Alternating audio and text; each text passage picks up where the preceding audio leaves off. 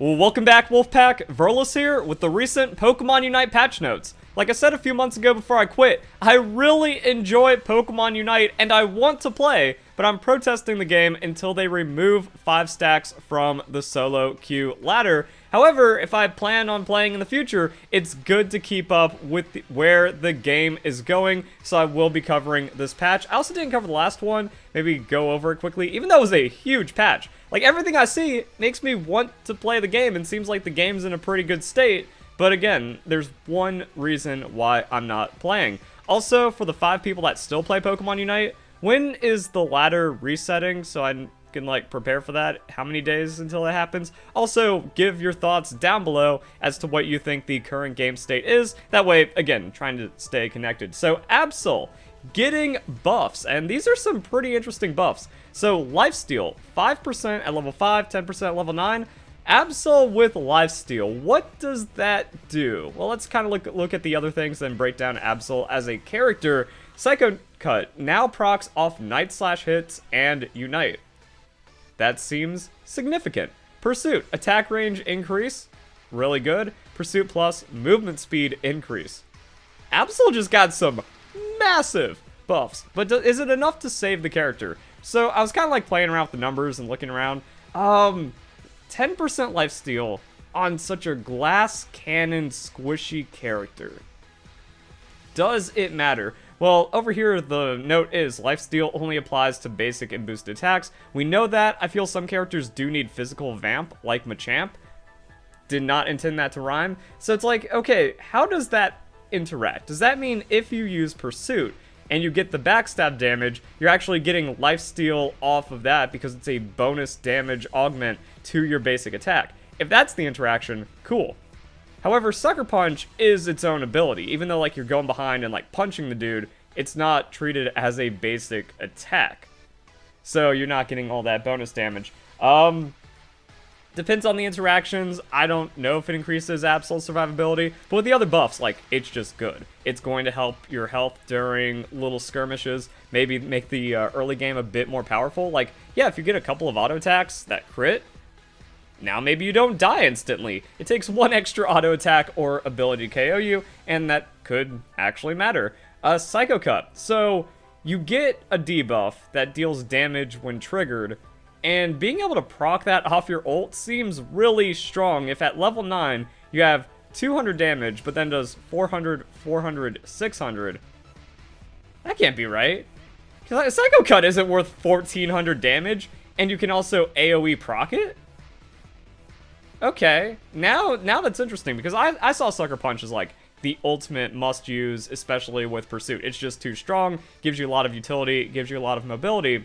But now there's actually, like, 2 ways of playing Absol. Like, you throw out the Psycho Cut, and then you play, like, AoE into the Night Slash, or you just, like, go for crazy burst damage on the Midnight Slash and try to have more of a team impact. Because that's the big problem with Absol, is that in the late game, it just doesn't do anything. It doesn't have the damage to compete with other carries, and it doesn't have the survivability to do anything other than straight int. So that might set it up. Also, that makes me feel like Objective Secure is a lot better, because you put the Psycho Cut on, and then you ult, and now you're getting bonus damage, which makes it harder to track, or at least easier to secure with. But then Pursuit. Absol gains 35 increased movement speed for 2 seconds after the initial dash. Also really good for sticking with people as they're Unite moving, or getting, like, some kind of crazy mobility in the late game. Absol just got flat buffed. I feel like everything got increased. Psycho Cut, big buff. Pursuit with a good buff, and then Pursuit being buffed, I think, synergizes with Sucker Punch. Lifesteal is a thing, but Night Slash is also really good if you can AoE it right. So yeah, Absol, I don't know if this makes it, like, really good, because again, the Pokemon just can't exist in the late game, and until some major Zapdos changes happen, I don't see how anything can make this character work in the late game. But seems like Absol players, if you're a one-trick, you got something. Cool. Crustle, Rock Tomb slows, and Stealth Rocks deploys faster. So the 2 worst moves they should never be picking unless you are absolutely trolling and suck at the game got buffed. Means nothing. Nothing happened to Crustle. The other patch, though, Crustle gets an X as a buff, so that's actually really good from the last time, and then I guess trying to give Crustle a bit more on top of that. Charizard has apparently been overperforming and is receiving nerfs. So ratio cut on Flamethrower, per level's unchanged, base is down, Flamethrower Plus also getting the same treatment, as well as a per level down. Now, even though it's like a very small amount of damage, like, oh, Flamethrower Plus at level 10 is now dealing 10 less damage off of the per level, and Pokemon have like 5,000 health by then, but overall, like, the poke and all that other stuff, it's like, okay, so that's down. And then Fire Blast slow is reduced. I think that's very significant, because getting hit, getting tagged by that Fire Blast can be devastating, and it also opens you up to a lot of attacks and follow-up from the rest of the enemy team. So, yep, you know, the caster Charizard getting some hits. Tsareena. So, wreaked havoc recently in some competitive events.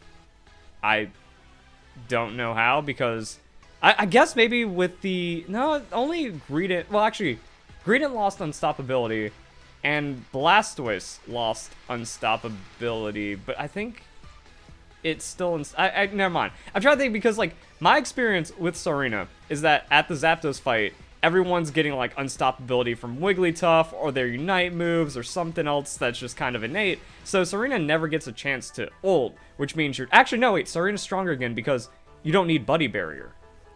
When it was a Buddy Barrier meta, if Tsareena wasn't able to ult, get, like, proper Buddy Barrier shielding, you're just down 80% in the fight, and you're also 4 Unites versus 5, because the opponents have too many unstoppable targets, and then Tsareena whiffs. So I guess Tsareena coming back strong with that, and was also buffed a lot because it was underperforming like that after getting, like, Giga nerfed. So Stomp was the overperformer. Interesting. And then just gets a lot of hits. And then when you look at these numbers, like we were just talking about, like, Charizard losing 10, and it's like, oh yeah, by the way, Stomp Plus with a 226 ratio, and Queenly Majesty had all of these ridiculous stats, and is spammable. That's some stuff. Snorlax being control tank. I don't care about these little blurbs. So, looks like Snorlax getting some buffs, more tank values, and yeah, just kind of has some scaling stuff. I guess 8% more durability, or like 8% less damage special attacks. Heavy Slam, 1 second cooldown. Block, 2 seconds cooldown. That's actually significant. And Unite move comes up more often. Okay. I think, like, Snorlax as a playmaking Pokemon is interesting to keep track of, but they just, like, nerfed it too much for no reason back in the day. Like, early on in the game when everything was trying to get figured out. So Snorlax used to be dominating, but then it just got out power crept and over-nerfed.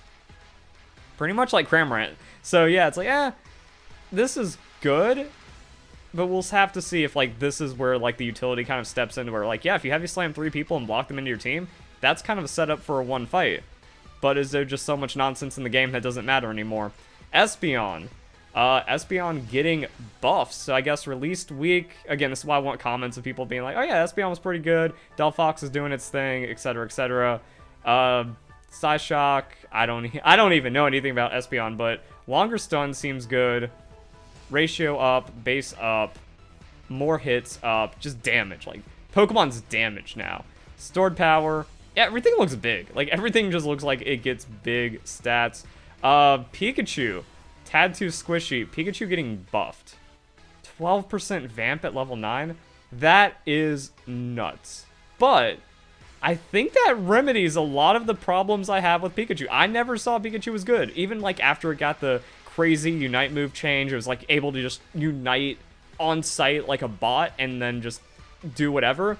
My thought on Pikachu is that it unites into the Zapdos fight and then dies. Like, it doesn't exist. You get your 2 little abilities off, unite in, and then you're gone. But if you actually have, like, the ability to pace out your cooldowns, unite in, get some of your health back that you lost, and also not having buddy barriers. So I get, yeah, a lot of Pokemon, man, the nerf to buddy barrier need to happen so early.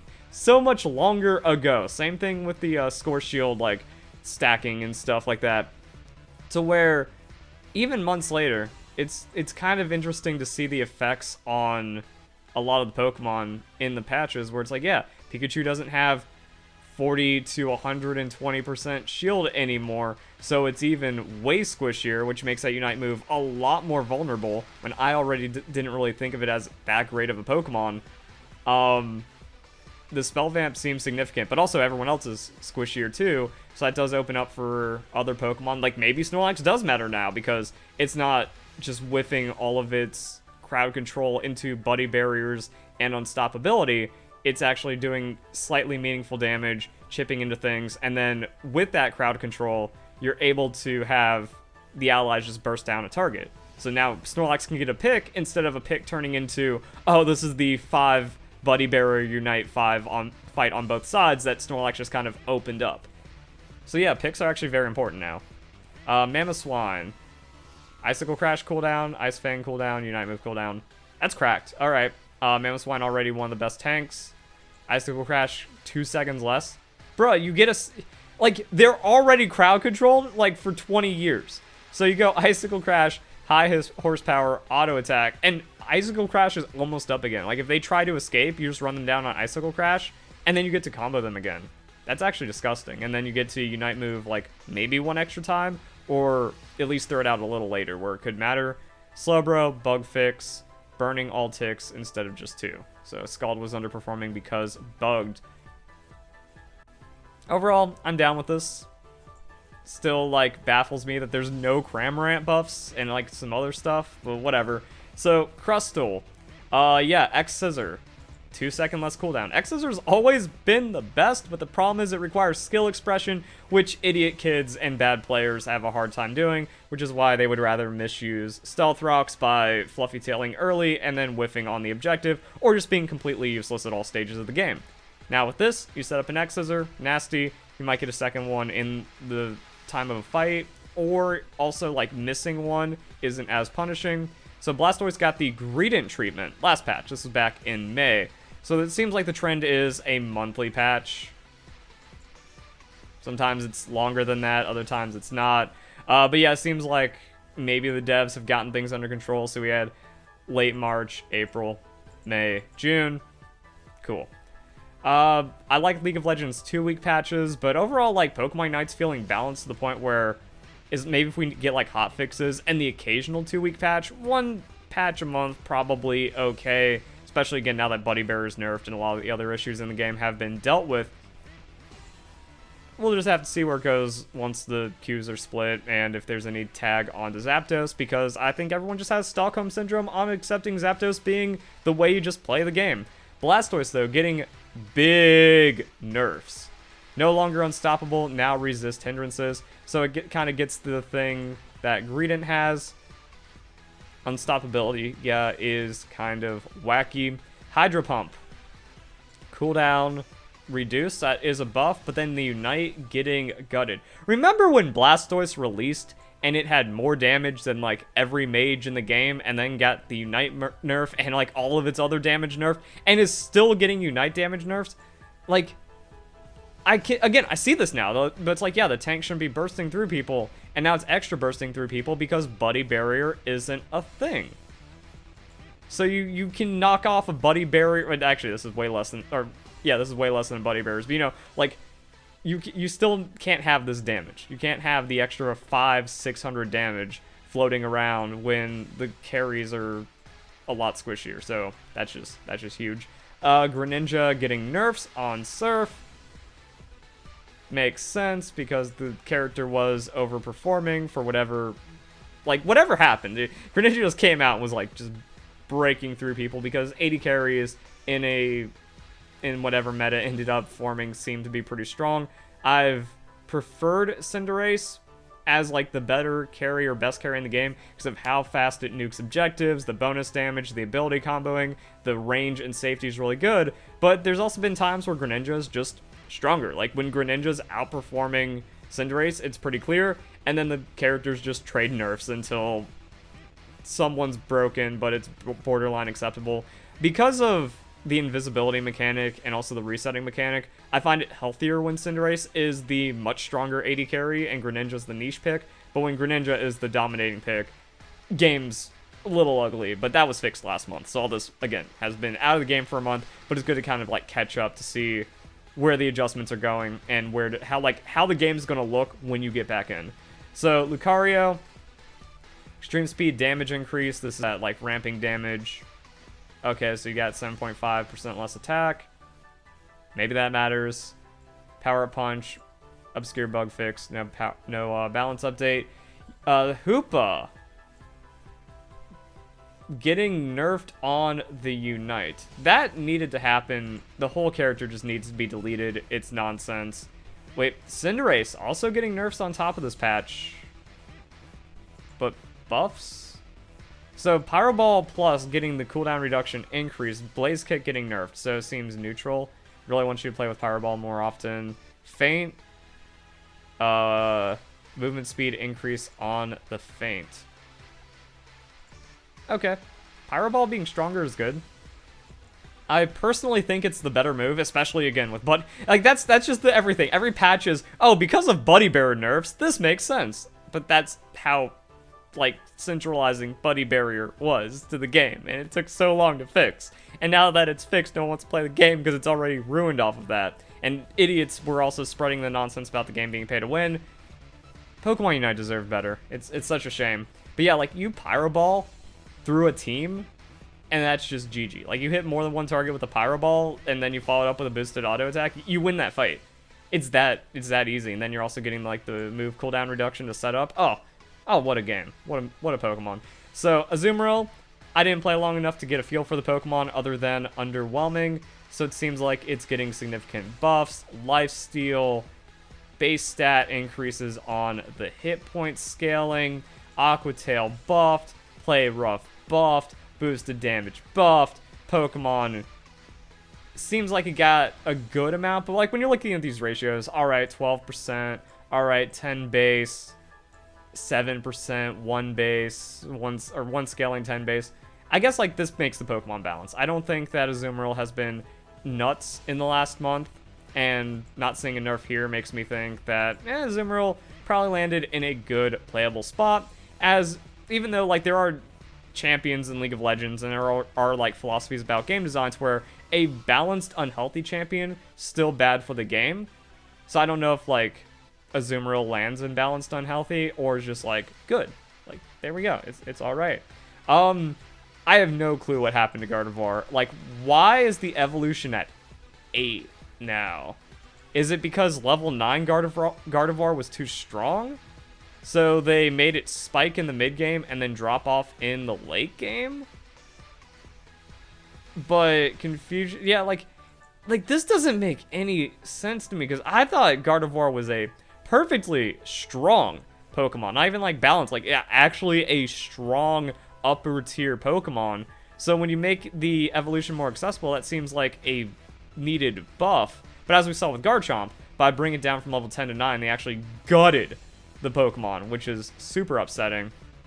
I'm wondering if it's kind of the same philosophy to where it's like, we make it evolve earlier, but we're chopping the stats. Like, yeah, you're spiking at 8, but then the overall stat chop makes it to where it's not that great. But then to put power back into... Is this like the weirdest power neutral balance that's ever happened in the history of MOBAs? Like, Gardevoir just evolves at level 8 to have its... Wait, that means... Does that have its Unite at level 8 now? Like, I don't know what the point of this is. No, it's still level 9. Okay, someone in the comments is going to have to explain that to me. But again, like, only 5 people play Pokemon Unite, and we're 18 minutes in a video. So, I'm guessing with the audience retention, no one's at this point, and no one understands what's happening either. Like, is this because the jungle, or not the jungle, but like evolution experience was bugged, so it seemed like Gardevoir was underperforming when it really wasn't? Like, I got nothing. Tsareena getting base stat buffs and then a nerf in a month. 5% more attack means 2 to 3% more damage on abilities. Only a little bit, but definitely doesn't hurt. Also, Tsareena getting like scaling attack on not Trap Kick, the Triple Axle. Probably also feels that pretty good, and then got too strong because, again, Buddy Barrier. Slowbro, worst Pokemon in the game, who cares? Venusaur, Solar Beam, didn't take Solar Beam, so it's getting a buff. 6% total damage buff, because you're getting some trigger shenanigans. Weird. So, the double egg build has been buffed. Soft Boiled and Egg Bomb, 5-second charge cooldown, damage, stuff. Okay, so you're getting more eggs, but they're doing less damage. Weird. Which is also why, like, because I'm so out of loop, I'm like, okay, so let's read the little thing. Timmy really wants you to play double egg build really, really, really, really badly. But this is a straight nerf. But then it's also got some crazy buff. So I'm guessing, like, they want the egg, like, yeah, you pick Egg Bomb to never use it, just so you get soft boiled every 5 seconds. And soft boiled every 5 seconds actually sounds disgusting. I want that. I want the soft boiled only build with like the one opportunity of getting good displacement Egg Bomb once per game. Age of Slash. Nerf? Yeah, that knock-up nerf on the Sacred Sword probably matters. Dragonite getting a buff, not feeling as strong. Mr. Mime getting a buff on the Unite move, so now you're actually stunned a little bit longer. I'm thinking that makes it like hard perma-stun. Sylveon was bugged, and experience share was buffed to give 1 more experience per second. I don't know if that matters, but I guess like experience share Buddy Bear on a support feels better. And now, you know what's weird? Like, supports felt like they did something in this game, but then they also felt like they did too much. Like, Eldegoss comes in, steals Zapdos. Mr. Mime, actually the strongest, most uncontestable laner in the game. Blissey, okay, maybe not Blissey. Wigglytuff, its passive is just broken. That Q-Charm makes no sense and interrupts nonsense from half a screen away. It doesn't make any sense. So, now it seems like, because of Buddy Barrier, because of all the other nerfs, supporting is more valuable, but it means you need to play a more passive and truly a supportive role. Are you just a slave? Like, is that what this EXP share change is saying? Also, we haven't seen an Eldegoss change or Wigglytuff change or other changes in a while. Like Snorlax. Does Snorlax want to run Buddy Barrier, EXP share, and play a soft supportive role as well? I don't know. So, I mean, like, yeah, like, does that mean, like, supporting is now a true slave position in this game because of everything else being so wacky? I have no idea. But overall, looking alright. Like, I don't disagree with these balance changes, except for Cramorant still remaining overly nerfed. But whenever I see anything that isn't Cramorant getting nerfed, and a Pokemon not getting buffed past Cramorant, there we go. And I guess the game's making sense. Cramorant is the anchor of balance. Hope you guys enjoy the video. Hope you all have a nice day. Thank you very much for watching.